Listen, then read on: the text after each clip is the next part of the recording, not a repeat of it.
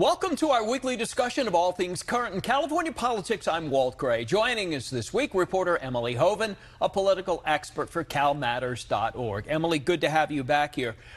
We have the election coming up, obviously. It seems like everything in California is relatively quiet, except for what, the propositions?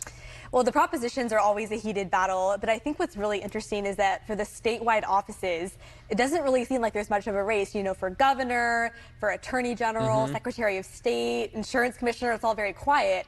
And the fact that probably the most heated race right now is for state controller, a relatively obscure position between Republican Lon He-Chen and Democrat Emily Hoeven is, I think, pretty interesting. And some people have been worried that because of the fact that there isn't this heated race at the top of the ballot, that could depress voter turnout, especially because the propositions as well, voters seem to be pretty negative on most of them.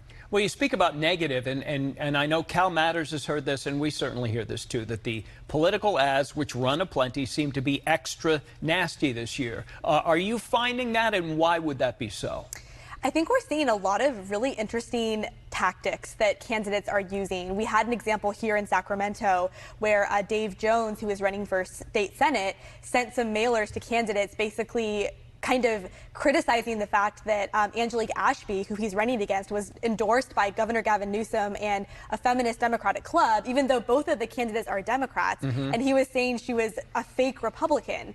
And then in Los Angeles, we're seeing in a House race, there are two progressive Democrats where one is accusing the other of being a MAGA Republican and an adherent to QAnon. And so we're sort of seeing these kind of accusations coming out of nowhere that people have said are mischaracterizing the Democrats in these races. Any edge, Angelique Ashby is being accused of being in the pocket of big oil, too. You wouldn't think you'd hear that in a state senate race. In terms of another CalMatters thing you've been covering is COVID, flu, and certainly RSV going around. Yeah, so I think what's particularly concerning is RSV, which can especially affect young babies and elderly people and cause pneumonia and things like that. And we've seen ERs, doctors' offices be filled. And there was a recent analysis out of the state that found in the third week of October, about 15% of specimens tested were coming back positive for RSV, which is much higher than we've seen in the past. And for the flu as well, there has been a significant uptick in cases, and there was about 6.6% of tests coming back positive third week of October, and that is higher than the rate that the state saw a couple of years ago when it had a record high amount of flu cases and a lot of deaths as well. And so people are thinking that because the pandemic is winding down, people are wearing less masks, people haven't been exposed to other people, they're more susceptible to catching these two illnesses. We'll have to see, and we're still wondering how bad COVID is going to be this coming winter.